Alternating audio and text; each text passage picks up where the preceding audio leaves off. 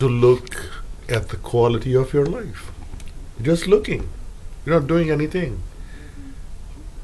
The everyday chores you have to do, the everyday responsibilities you have to do. You have to go to work, you have to take a shower, you have to brush your teeth. You have to do all the things you have to do. But now, since you have been doing this all your life, now this is something new to add to your life, to bring more depth to your life, to bring a different meaning or a different perspective to your life. You add this thing, that you are going to take a look at the quality of things that are in your life. So you're saying to yourself, okay, I'm gonna just start looking at the different things that are in my life and what is their quality. That's all you're doing. You're not going on a project. You're not taking any steps. You're just taking a look.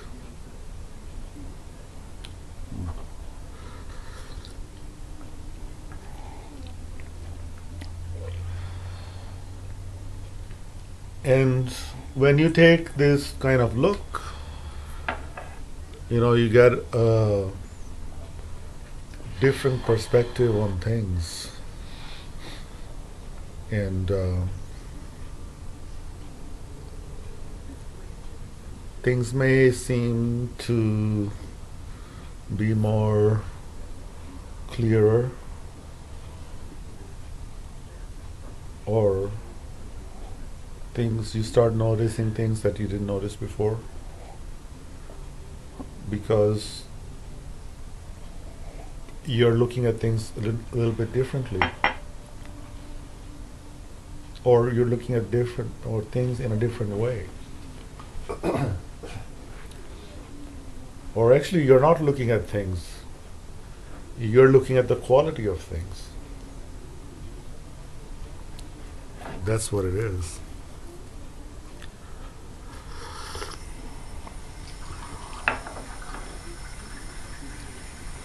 So quality is... Just imagine that you are in quality control. You are an inspector of quality control in some factory. But that person is doing control and has to make decision, yes or no, makes judgments, and yeah, but before all that, doing all that, he has to look for the quality. So and then he has a certain guidelines for that factory. Okay, this is the standard for products for this factory. And what he's looking at is standard is being met or not. Is quality subpar or par above par? Yeah. And then his job is to comply or bring the product up to par, the standard of the factory. But before he does all that, he's looking at the quality of things. And that's how he notices if it's subpar or below par. Yeah. Subpar, below par is something logical, but what he sees is it has no logic. What he notices, it has nothing to do with logic. It's just, he becomes aware of something that doesn't adds up to the standard, or it's better than the standard. So he can see the difference of quality. So when he's observing, because he's following he's following a scale. But in your life, generally, you don't have a scale. You're not comparing levels of quality. You're just looking at the quality. But I just gave that example because then you can really see how to look at quality. Because the quality control guy is looking for quality. Uh-huh. So when you assume yourself to be a quality control guy, you will be more focused on looking at the quality of things. But since you are not working in that job, you don't have a scale where you measure up what is, if the quality is subpar or is at par. That's, you're not working with those things. You're just looking at the basic quality of things. And once you see that, then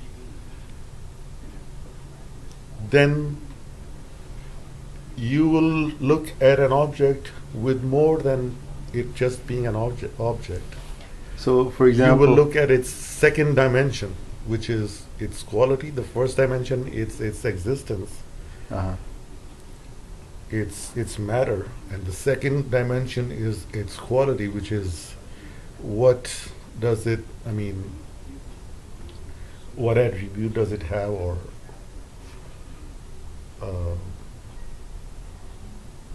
what use does it have? I mean, it's a different, another level of looking at things.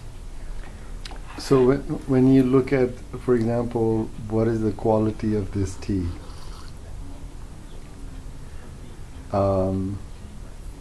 It's great. So that's a judgment, right? That's the judgment, yes. But if you're just sipping the tea and you're noticing the quality of the tea, you will enjoy the tea more than you normally do. You have added another sensitivity to the sipping by looking for its quality. So what was the other thing you just said? That this is a second dimension. The first dimension is existence. And yes, the second dimension is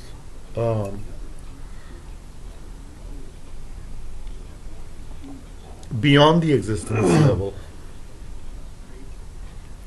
Like if something like the diamond is a rock, but it also has a brightness to it or shininess to it.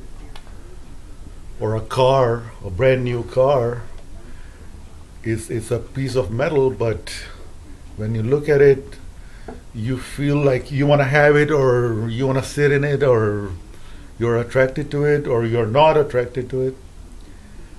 So what is it about it that appeals? That's it. That's the quality of things. What is it about a certain object that creates an appeal or creates a repulsion? That is the quality of things in your mind about that particular object. so with the tea, then do you like start asking other questions? Like, I mean, is that how it goes? First question, what is the quality of this tea? And then second question, what is the quality of this taste? And then do you go to more specific questions like that, or If you like to, yeah, you can go to any kind of question, and the more questions you ask, or more questions you put yourself to about the tea, the more and more greater your awareness will become of the tea, because you are okay. First, let's say, what is the quality of taste? What is the quality of warmth? What is the quality of the tea in this cup? What is the quality of taste?